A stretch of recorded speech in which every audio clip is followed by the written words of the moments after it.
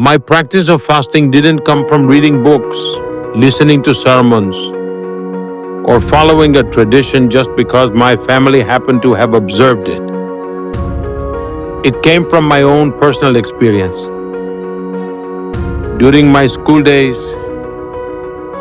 there was a movement inspired by Mahatma Gandhi's vision. Well, most of the time, I don't even let people know about it. It's my personal matter. So I never publicized it. But people gradually started finding out. It became known only after I became Chief Minister and Prime Minister. Otherwise, it was purely personal. Later, when I visited again, he still remembered. He smiled and said, "Last time you were fasting. This time we're having lunch. Since you're not fasting, you'll have to eat twice as much."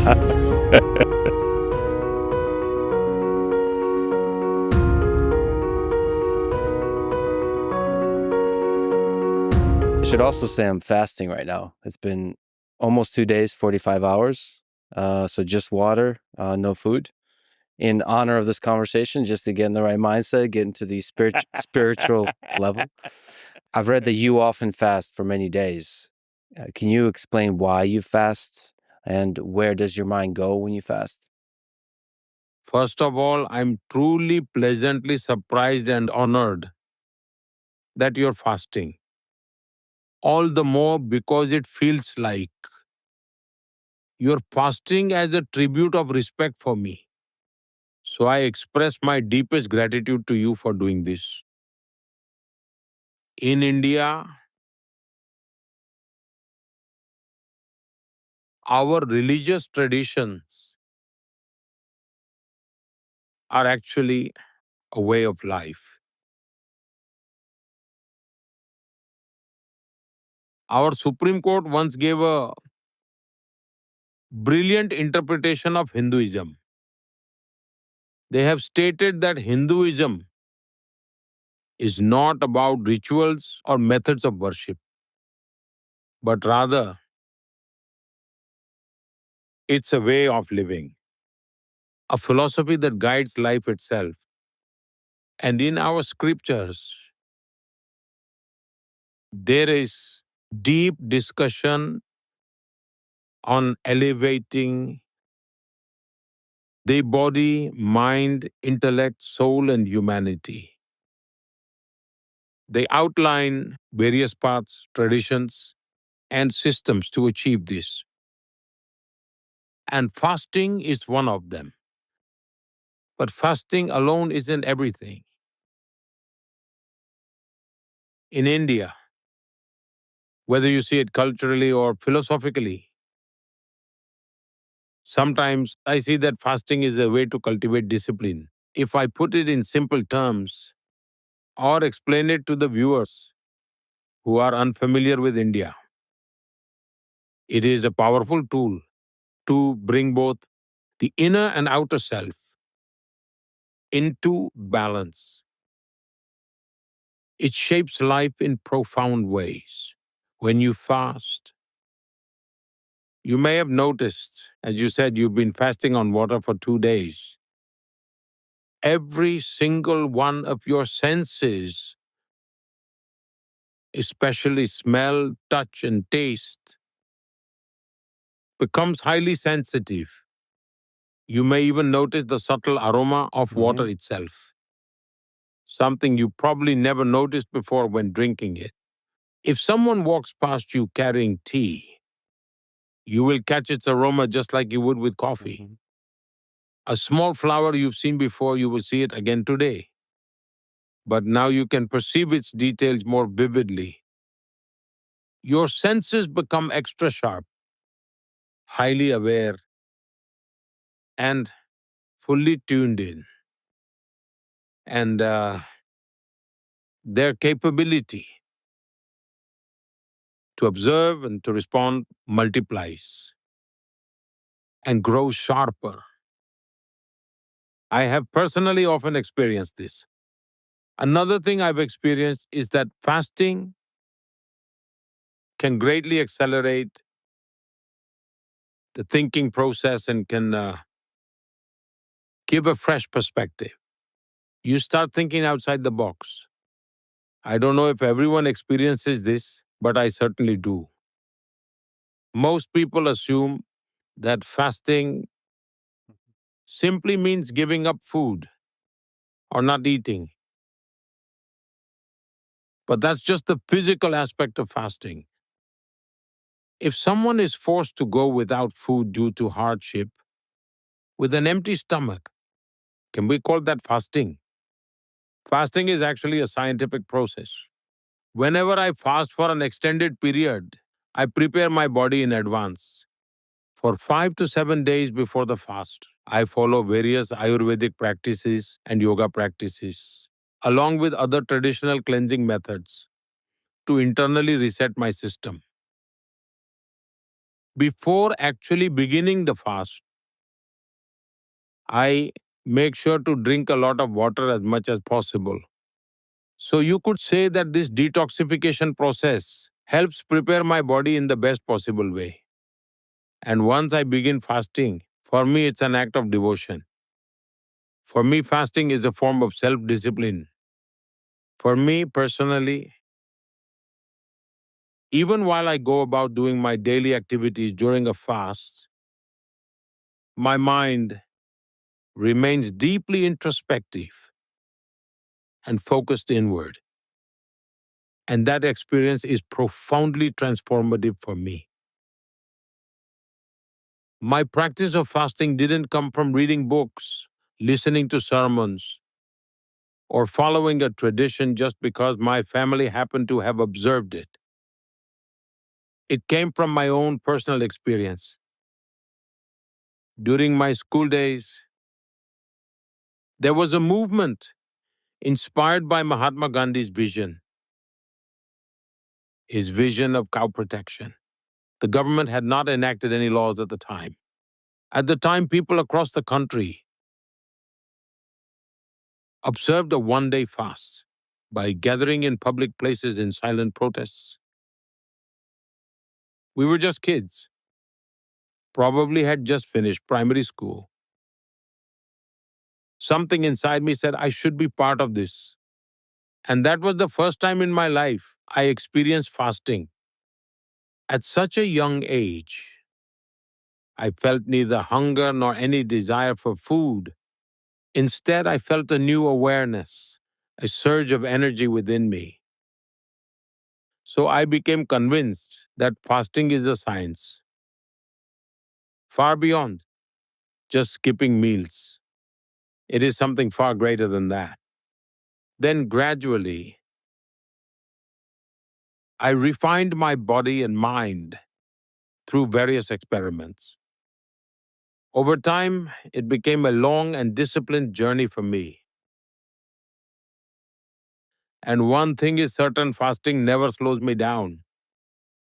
I work just as much as usual. Sometimes I even work more. And another fascinating thing I've noticed is that when I need to express my thoughts, I'm amazed at where they come from and how they flow. Yeah. It's truly an incredible experience. So you still do meetings with world leaders. You still manage the affairs of India. You still carry out your role as a leader on the world stage, all fasted, and sometimes 9 days. Well, this practice has a long historical context. I hope it may be interesting for those listening. There is an ancient tradition in India called Chaturmas. During the monsoon season, we know that the digestion tends to slow down. And so in this season, many people in India follow the practice of eating only a single meal within 24 hours. For me, this starts around mid-June and goes on until after Diwali around November. For about 4 to 4.5 months, I follow this tradition of eating only once in 24 hours.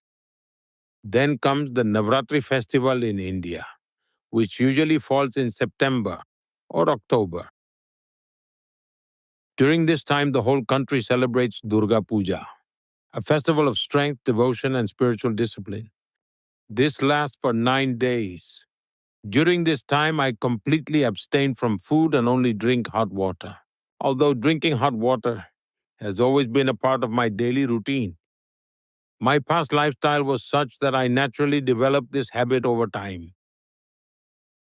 Then, in March or April, another Navratri occurs, called Chaitra Navratri. This year, it will likely begin around March 31st.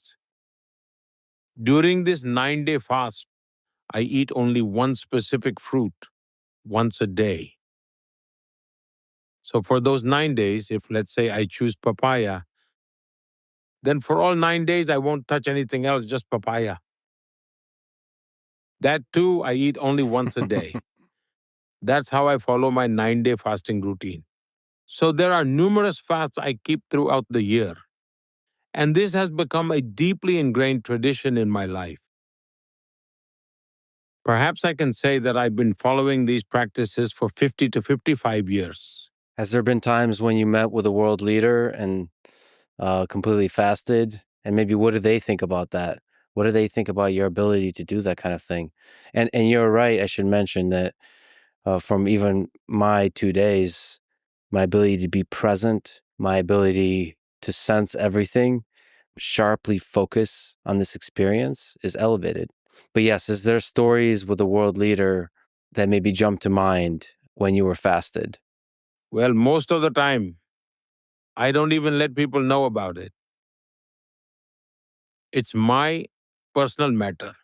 So I never publicized it. But people gradually started finding out.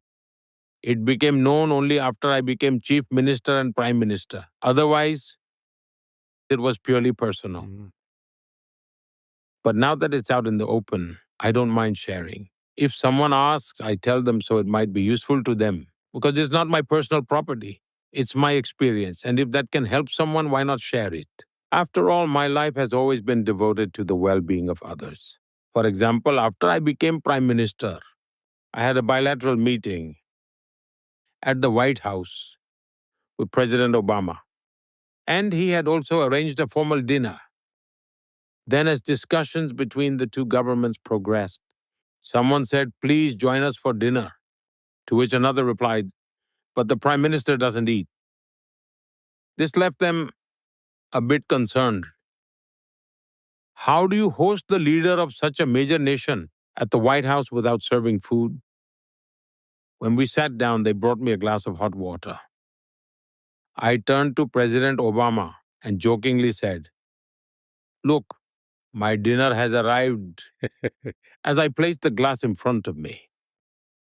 Later, when I visited again, he still remembered. He smiled and said, "Last time you were fasting. This time we're having lunch. Since you're not fasting, you'll have to eat twice as much." Let's go to the beginning. You rose from humble beginnings to lead the world's largest democracy. So I think there's a lot of people for whom this is truly inspiring. Uh, your family was of very modest means, and you grew up in a one-room house with a mud floor, your whole family living there. Tell me about your childhood. How did those humble beginnings shape your outlook on life? My birthplace is in Gujarat, specifically in North Gujarat, in Mehsana district, in a small town called Vadnagar. Historically, this town holds great significance. And so, Vadnagar is where I was born and completed my early education. Looking at the world, as I understand it today, I can reflect on my childhood and the unique environment I grew up in.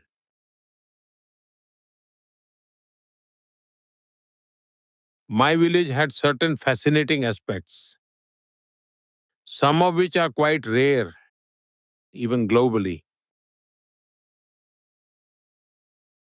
When I was in school, there was an elder in our village who would regularly tell students, listen, kids, wherever you go, if you find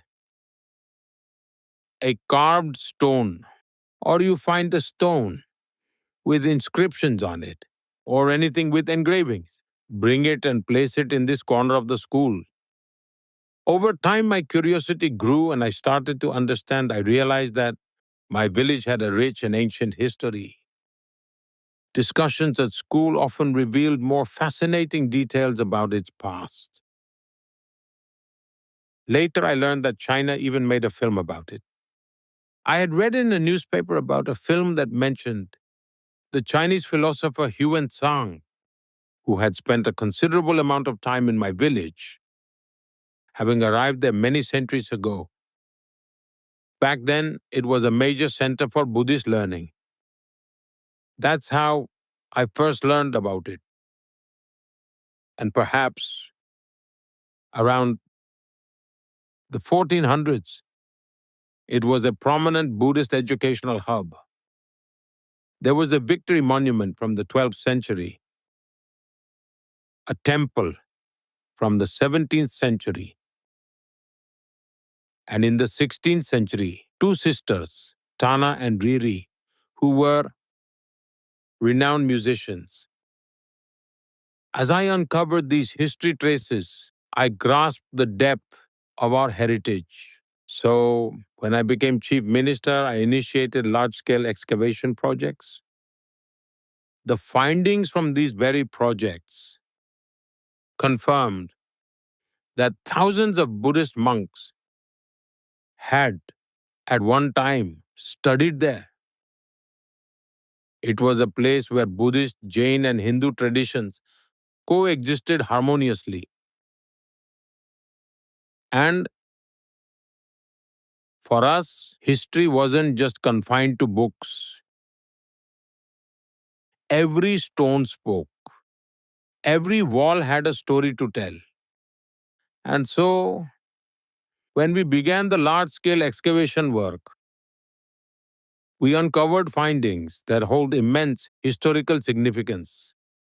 So far, they have discovered evidence dating back 2,800 years, proving that this city has remained unbroken and eternal for all those 2,800 years. They have discovered solid proof of how its development unfolded over these centuries. Now, an international level museum has been established there, open to visitors, especially for archaeology students. It has become a major area of study. So, the place where I was born holds its own unique historical significance. I see it as my good fortune. Some things in life unfold beyond our understanding. Kashi became my realm of duty. Now, Kashi is also eternal. Kashi, also known as Banaras or Varanasi, is an eternal city that has remained vibrant and alive for centuries. Perhaps it was some divine design that led a boy born in Vadnagar to eventually make Kashi his realm of duty, living in the embrace of Mother Ganga. When I think about my family, my father, my mother, my siblings, my uncles, aunts, grandparents, we all grew up together in a small house. The place we lived was likely even smaller than where we are sitting now. There was no window, just a small door. That's where I was born, that's where I grew up. Now, when people talk about poverty, it's natural to discuss it in the context of public life. And by those standards, my early life was spent in extreme poverty. But we never really felt the burden of poverty. You see, someone who is used to wearing fine shoes will feel their absence when they don't have them. But for us, we had never worn shoes in our lives. So, how would we even know that wearing shoes was a big deal? We weren't in a position to compare. That's just how we lived. Our mother worked incredibly hard. My father, too. He was extremely hardworking, and he was also extremely disciplined. Every morning around 4 or 4:30 a.m., he would leave the house, walk long distances, visit several temples, and then reach his shop. He wore traditional leather shoes, handmade in the village. The shoes were very tough and sturdy, making a distinct tock, tock, tock sound when he walked. People in the village used to say that they could tell the time just by hearing his footsteps. Oh, yes, they would say, Mr. Damodar is on his way. Such was his discipline. He worked tirelessly, late into the night. Our mother, too, ensured that we never felt the struggles of our circumstances. But despite everything, these challenging circumstances of living in scarcity never left a mark on our minds. I remember in school, the idea of wearing shoes never even crossed my mind. One day, while I was on my way to school, I ran into my uncle on the way. He saw me and was surprised. Hey, you go to school like this, without shoes? So at that time, he bought me a pair of canvas shoes and made me wear them. Back then, they must have cost around 10 or 12 rupees. But here's the thing, they were white canvas shoes and they would quickly get stained. So what did I do?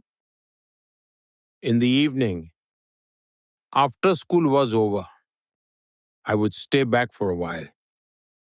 I would go from classroom to classroom, collecting leftover pieces of chalk that the teachers had discarded. I would take the pieces of chalk home, soak them in water, mix them into a paste, and polish my canvas shoes with it, making them bright white again. For me, those shoes were a treasured possession, a symbol of great wealth. And I don't exactly know why. But from childhood, our mother was extremely particular about cleanliness. Perhaps that's where we inherited that habit too. Not sure how I picked up the habit of dressing neatly, but it's been there since childhood. Whatever I wore, I made sure it looked proper. Back then, as you can imagine, we didn't have any arrangements for ironing clothes.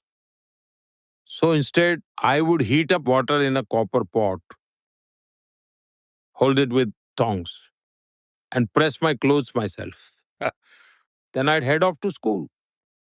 That's how I lived, and I found joy in it. We never thought about being poor or judged about how others lived or what their struggles were. We lived carefree, enjoying whatever little we had, and kept working hard. Never once did we complain about these things. And all these aspects of my life, whether you call it fortune or misfortune, unfolded in such a way in politics that they started coming to light. Because when I was taking my oath as chief minister, TV reporters went to my village, questioned my childhood friends, went to capture videos of my home. That's when people started asking, who is this and what background he is coming from? Before that, very few knew much about my life. That's just how my journey has been. My mother possessed an innate spirit of caring for others' well-being. It was woven into the very fabric of her being. She possessed knowledge of traditional remedies and healing practices and would treat children with these home remedies. Every morning before sunrise around 5 o'clock, she would start treating them. So all the children and their parents would gather at our home, little children crying, and we had to wake up early because of it.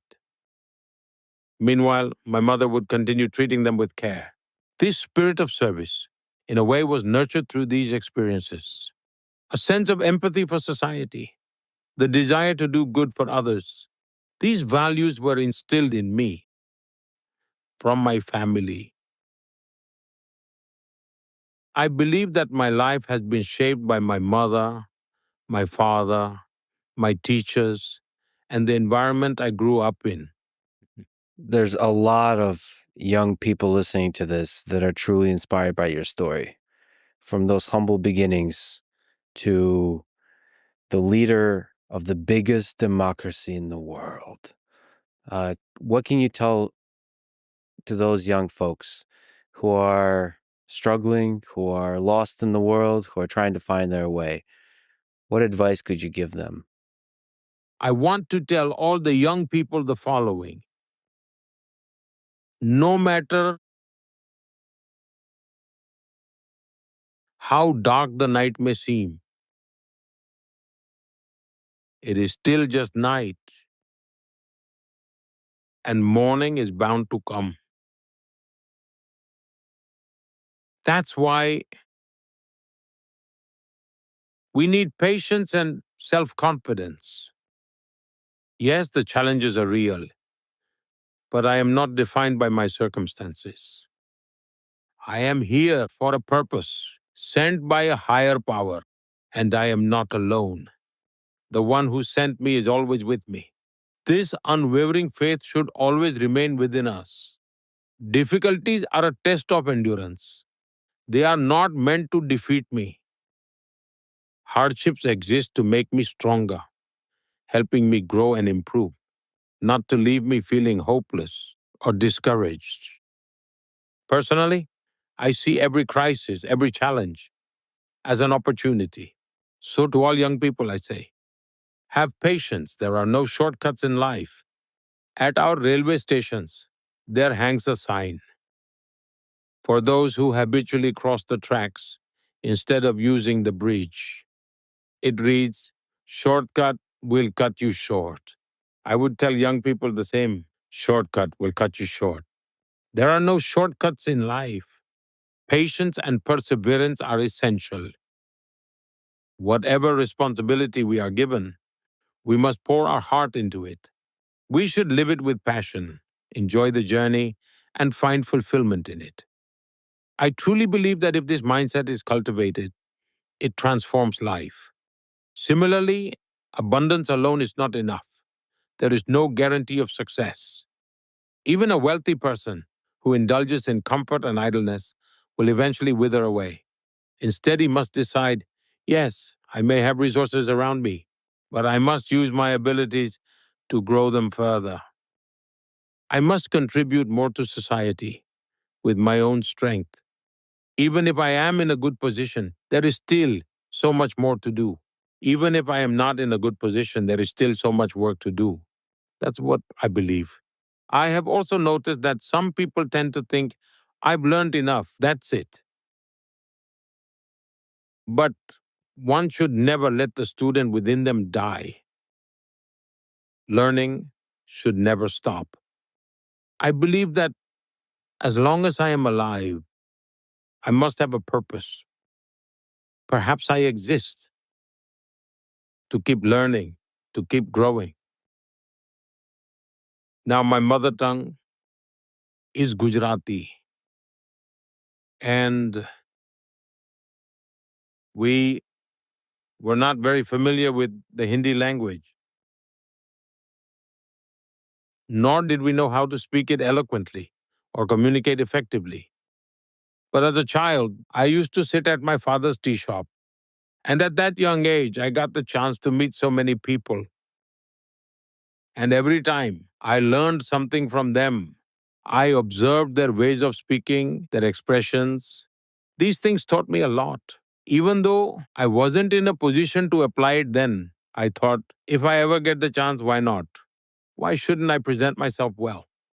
So I believe the desire to learn should always remain alive. And another thing I've observed is that most people